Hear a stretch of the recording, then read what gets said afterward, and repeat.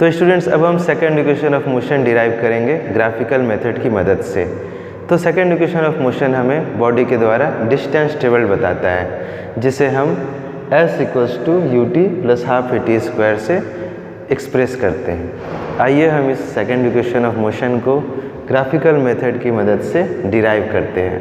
तो इसके लिए आइए सबसे पहले हम इस वेलोसिटी टाइम ग्राफ को देखते हैं।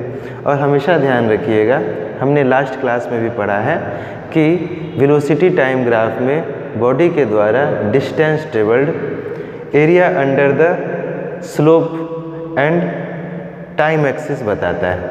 एरिया अंडर द स्लोप मतलब अगर ये AB अगर स्लोप है तो इस स्लोप के नीचे का एरिया, और टाइम एक्सिस के अंदर का एरिया मतलब ये पूरा एरिया हम लोगों को क्या बताएगा, डिस्टेंस ट्रेवल्ड बताएगा।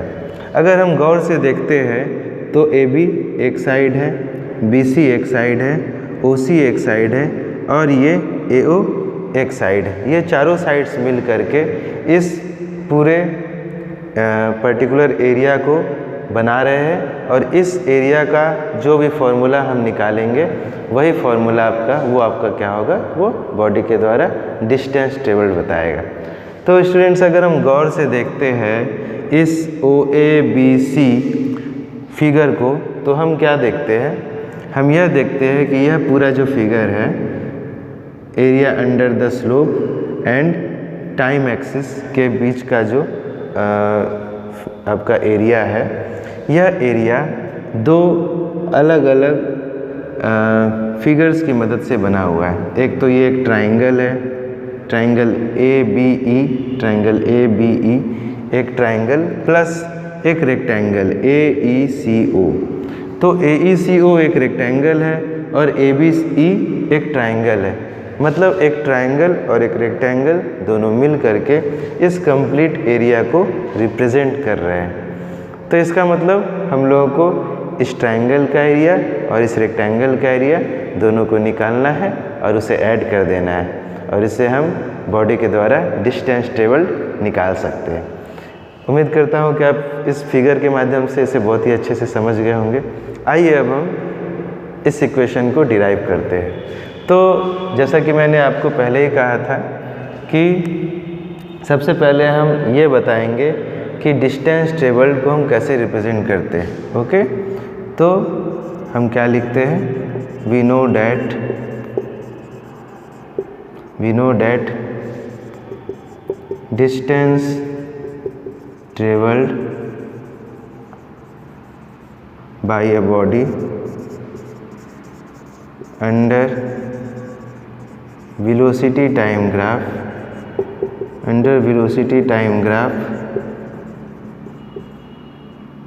is represented by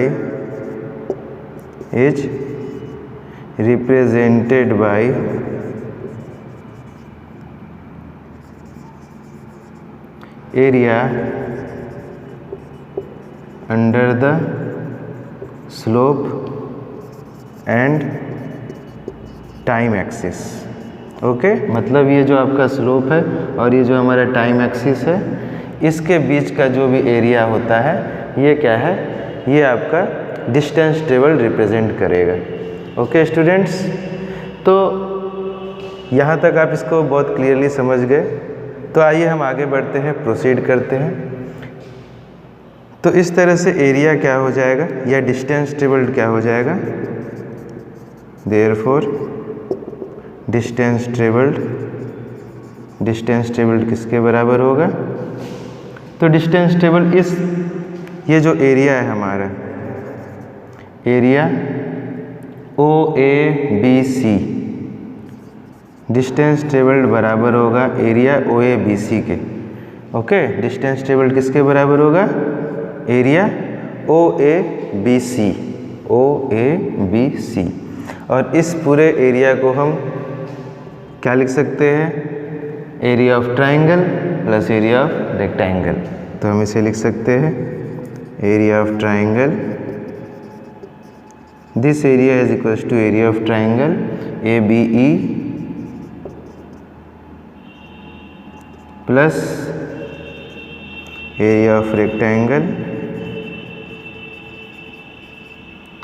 AECO, AECO।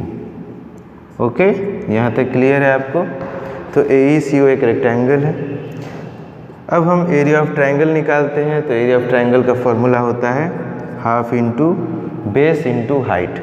अब यहाँ पर इस ट्रायंगल में, इस ABE ट्रायंगल में बेस क्या है? देखिए ये AE क्या है? ट्रायंगल का बेस है, और ये BE क्या है? ट्रायंगल का हाइट है। तो हम लिख सकते हैं half into AE into BE। Okay, half into base into height, plus rectangle का एरिया निकाल लेते हैं। रेक्टेंगल का एरिया होता है लेंथ इंटू ब्रेड्थ। तो ये आपका OC लेंथ है और OA ब्रेड्थ है। तो लेंथ कितना है? OC, ये OC आपका लेंथ हो गया, और ब्रेड्थ कितना हो गया? OA। आइए स्टूडेंट्स, अब हम इसे एक्सप्रेस करते हैं। AE कितने के बराबर है? देखिए मैंने पहले भी बताया था, ये AE और ये OC दोनों आपस में इक्वल है, क्योंकि ये एक रेक्टेंगल है। तो हाफ इंटू AE की जगह पर हम T लिख देते हैं, और BE का वैल्यू कितना आया था जब हमने इक्वेशन 1 डिराइव किया था? B = U + AT। जब हमने इस इक्वेशन को डिराइव किया था तो वहाँ पर हम BE का वैल्यू निकाले थे, जहाँ BE का वैल्यू आया था 80। ओके, BE का वैल्यू कितना आया था? BE का वैल्यू आया था 80। ओके, तो यह जो BE का वैल्यू = 80 आया था, इसे हम यहाँ पर क्या करेंगे? पुट कर देंगे।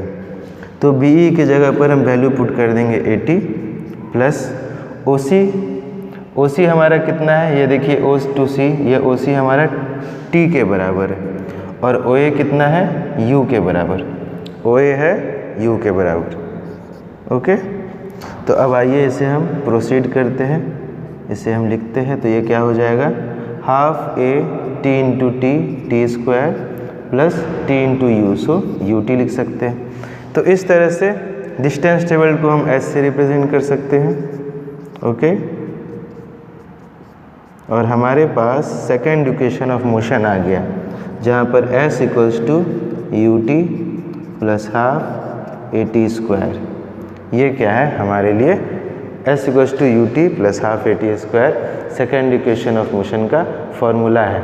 और इस तरह से हम सेकेंड इक्वेशन ऑफ मोशन को ग्राफिकल मेथड से, वेलोसिटी टाइम ग्राफ की मदद से यहाँ डिराइव किए। उम्मीद करता हूँ कि आपको यह बहुत ही क्लियरली समझ में आ गया होगा किस तरह से हमने ग्राफिकल मेथड की मदद से S = UT + half AT² derive किया। और यह BE = AT जो वैल्यू आया, यह इससे पहले वाले इक्वेशन से हमने डिराइव किया था। ओके, इसके वैल्यू को हमने फर्स्ट इक्वेशन से डिराइव किया था, और वहाँ से उस वैल्यू को हम यहाँ क्या किए? पुट कर दिए। Student, second equation of motion को हम दूसरे तरीके से भी डिराइव कर सकते हैं। अभी तक हम यह जाने थे कि OABC आपका एक एरिया है जिसमें दो अलग अलग एरियाज़ इंक्लूडेड है, एरिया ऑफ ट्रायंगल और एरिया ऑफ रेक्टेंगल, और इनके सम करके हम क्या किए? हमने डिस्टेंस टेबल फाइंड आउट कर लिया। लेकिन इसके अलावा हमारे पास एक और फार्मूला है, एक और मेथड है, वो है एरिया ऑफ ट्रेपेजियम। अगर गौर से हम इस फिगर को देखते हैं, फिगर OABC, ये OABC जो एरिया है ये एक ट्रेपेजियम है। ओके, अगर ये हम इसे गौर से देखें तो ये क्या है? ये एक ट्रेपेजियम है, और ट्रेपेजियम में हम जानते हैं कि ट्रेपेजियम के दो अपोजिट साइड्स पैरेलल होते हैं और बाकी दो अपोजिट साइड्स नॉन पैरेलल होते हैं। तो ये देखिए, ये जो फिगर है आपका, ओके, यह फिगर क्या रिप्रेजेंट कर रहा है? एक ट्रेपेजियम रिप्रेजेंट कर रहा है, जहाँ पर ये साइड और ये साइड, ये दोनों अपोजिट साइड्स पैरेलल है, और बाकी ये दो अपोजिट साइड्स ऊपर और नीचे के नॉन पैरेलल है। तो ऐसे फिगर को हम ट्रेपेजियम कहते हैं। तो एरिया ऑफ ट्रेपेजियम का फार्मूला लगा करके भी आप इसे बहुत ही आसानी से डिस्टेंस टेबल निकाल सकते हैं। आइए हम एरिया ऑफ ट्रेपेजियम का फार्मूला लगाकर डिस्टेंस टेबल कैलकुलेट करते हैं। तो डिस्टेंस टेबल किसके बराबर है? एरिया ऑफ ट्रेपेजियम ट्रेपीजियम क्या है? ओ ए बी सी। ओके, तो इसका फॉर्मूला क्या होता है? Half into sum of parallel sides into height. Okay students, half into sum of parallel sides into height, मतलब ये पैरेलल साइड और ये पैरेलल साइड, ये पैरेलल साइड और ये पैरेलल साइड दोनों को जोड़ देंगे। तो यहाँ पर दोनों पैरेलल साइड्स क्या है? ओ ए और बी सी। तो हम लिख सकते हैं O A plus B C. Okay, O A plus B C into height. Height कितना है? ये ओ सी, देखिए ये जो आपका पर्टिकुलर बेस है ये ओ सी, इसको हम हाइट कह सकते हैं। ओके, तो ये आपका दो अपोजिट साइड्स के बीच का जो डिस्टेंस होगा स्ट्रेट लाइन, ये क्या कहलाएगा? ये हाइट कहलाएगा। तो ओ सी, यहाँ पर ये ओ सी क्या है? आपका हाइट है ट्रेपीजियम के लिए। और हम जानते हैं कि ओ सी किसके बराबर है? टी के बराबर है। तो आइए हम सॉल्व करते हैं। ओ ए के जगह पर हम लिख सकते हैं यू, बी सी के जगह पर हम लिख सकते हैं, देखिए बी सी भी के बराबर है, भी इंटू ओ सी के जगह हम लिख सकते हैं टी। अब देखिए स्टूडेंट्स, ये u को तो हम एज इट इज उतार लेंगे, लेकिन v के जगह पर हम फर्स्ट इक्वेशन ऑफ मोशन का फॉर्मूला लगा देंगे। हम जानते हैं कि फर्स्ट इक्वेशन ऑफ मोशन से v equals to u plus a t होता है। तो यहाँ पर v का फॉर्मूला लगा देते हैं, u plus a t into t. Okay, अब हम इसे ब्रैकेट को खोलेंगे और इसे सॉल्व कर देंगे। Half into u plus u is two u plus a t into t. Okay, bracket को खोल देते हैं, हम लिख सकते हैं 2u into t plus a t square, मतलब टी क्या हो गया? मल्टीप्लाई हो गया। ओके, टी मल्टीप्लाई हो गया एक बार 2u के साथ और एक बार ए टी के साथ, तो 2ut plus a t square. अब ब्रैकेट को खोलेंगे और लिखेंगे 2ut upon 2 plus a t square upon 2। अब हम इसे सॉल्व आउट कर देंगे, 2 और 2 कैंसिल, तो ut प्लस इसे हम 1/2 लिख सकते हैं ए टी स्क्वायर। और इस तरह से स्टूडेंट्स डिस्टेंस ट्रेवल्ड के लिए लेफ्ट हैंड साइड में हम s से रिप्रेजेंट कर देते हैं इसे, और इस तरह से हमारे पास s equals to u t plus half a t square formula आ गया, जो एरिया ऑफ ट्रेपीजियम से हम कैलकुलेट किए। तो इस तरह से सेकेंड इक्वेशन ऑफ मोशन को हम दो तरीके से निकाल सकते हैं, एरिया ऑफ ट्रेपीजियम से भी निकाल सकते हैं और आपका इससे पहले वाले मेथड से भी निकाल सकते हैं। ओके।